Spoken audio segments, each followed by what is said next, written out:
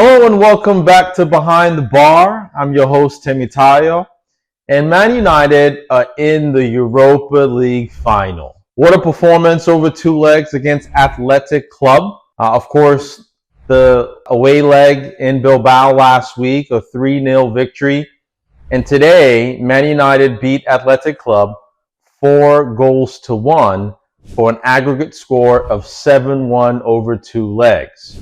And a thrilling game. Of course, it started out with Bilbao, Athletic Club as they're now known, scoring a wonderful goal in the first half, which certainly put the crowd and the fans on the edge. I know I was on the edge after that goal went in, thinking, could this be another letdown? But credit to Amorim, especially in the second half. I think he made the subs at the right time, which helped change the game.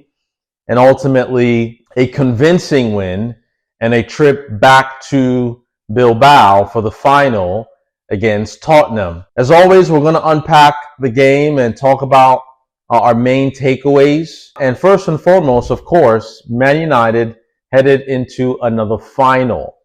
And over the last few years, Man United have been a cup team. I've said it on here multiple times, and this has showed itself to be true.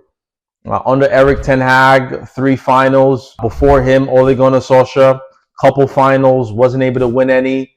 Before that, Jose Mourinho, of course, he won the Europa League.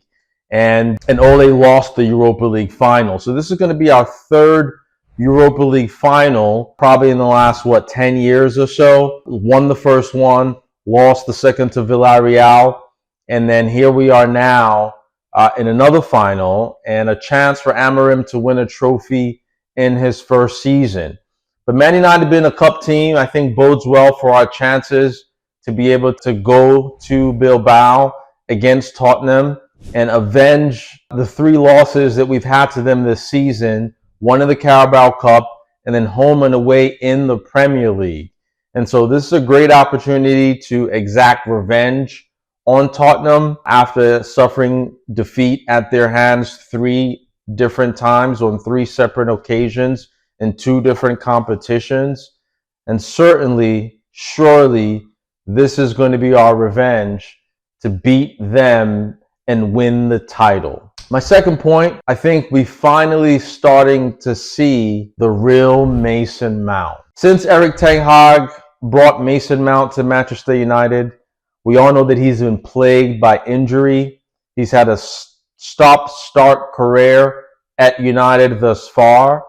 And over the last couple months, Amorim has managed him very well ever since his last injury, coming off the bench. I think he started his first game against Brentford over the weekend and managed to get a goal, a very good goal at that. But off the bench today, I think we really saw exactly the Mason Mount from Chelsea. The same Mason Mount that managed to win the Player of the Season for 2 years at Chelsea. The same Mason Mount that was able to guide Chelsea to a Champions League victory.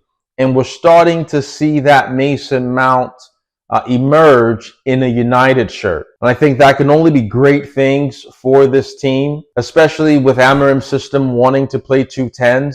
I think him and Bruno really complement themselves so well in those 10 positions.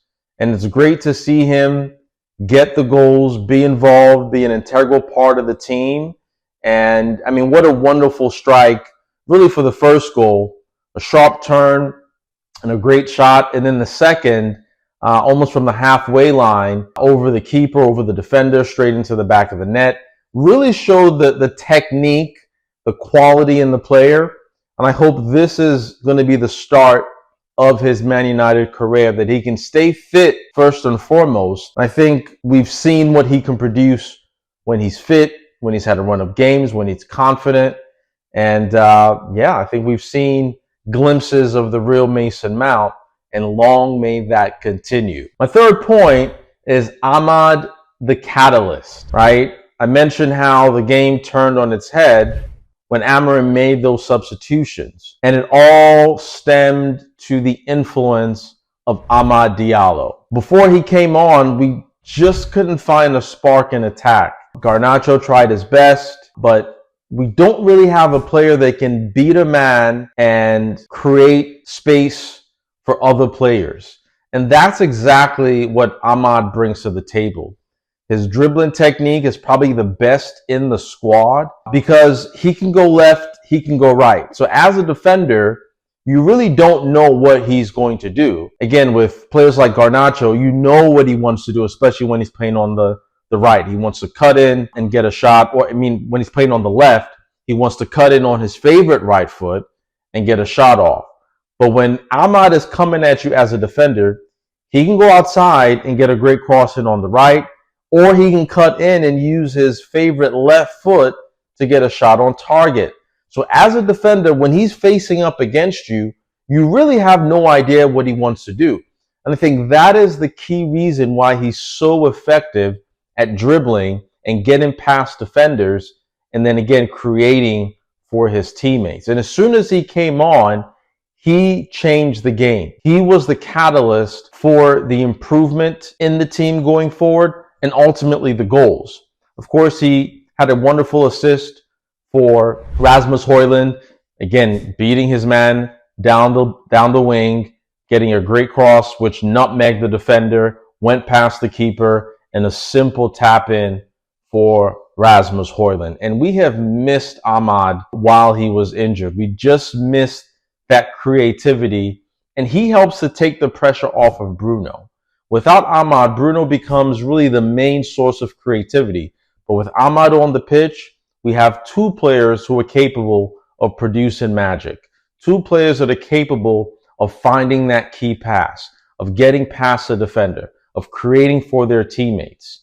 And he's come back at the right time of the season, just before final, in the final stretch here, to really save what's been a horrible season by the potential of winning the Europa League. My fourth point goes to just the improvement that we've seen from Lenny Yoro. I think he is beginning to step up and set himself apart as the defender in that back line. Of course, we've praised Maguire over the last few weeks, mostly for his work in the opposition box. But defensively, Yoro had a masterclass today. Outside of the stats, and the stats were impressive, he had, I think, 10 of 14 duels that he won, had several clearances, had 2 key passes, and of course he had the assist for Mason Mount's first goal. But beyond that, I'm so impressed with how he reads the game, with being in the right position at the right time.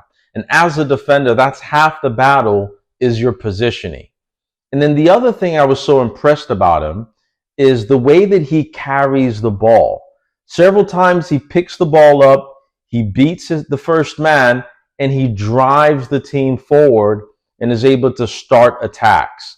And for a team that lacks a real ball carrier, having that in defense is immense.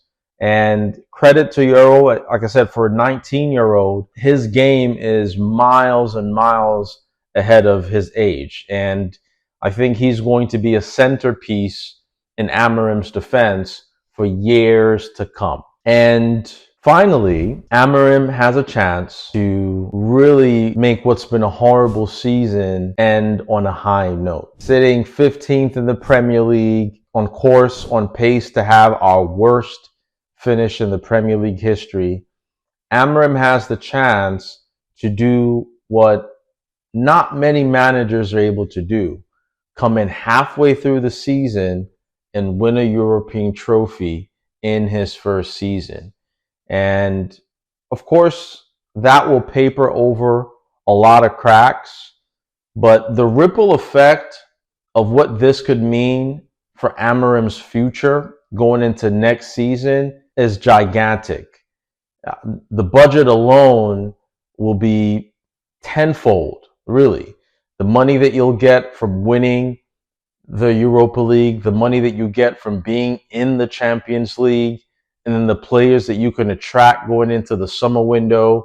I mean, this could really be the catalyst that changes the trajectory of Man United under Ruben Amorim. Our ability to win this trophy could unlock so many doors for Amorim under his tenure. And so I think despite the horrible season that we've had, this is an opportunity for Amorim to not only bring silverware in, but to really set the plate for the future going into next season with what this could mean for him, for Man United, for our transfer window, for our transfer budget, and just the outlook on the club. I mean, going into preseason, having won the Europa League, you can imagine the feel-good factor when training camp starts. You can imagine the vibes, the energy, and yeah, I mean, this would really be the perfect ending to what's been a horrible season. Make no mistake about it. I predicted a few weeks ago that Man United were destined for the Europa League, and I firmly believe that that is the case. So the date is set, May 21st in Bilbao, Manchester United against Tottenham in the Europa League final. We'll see you there.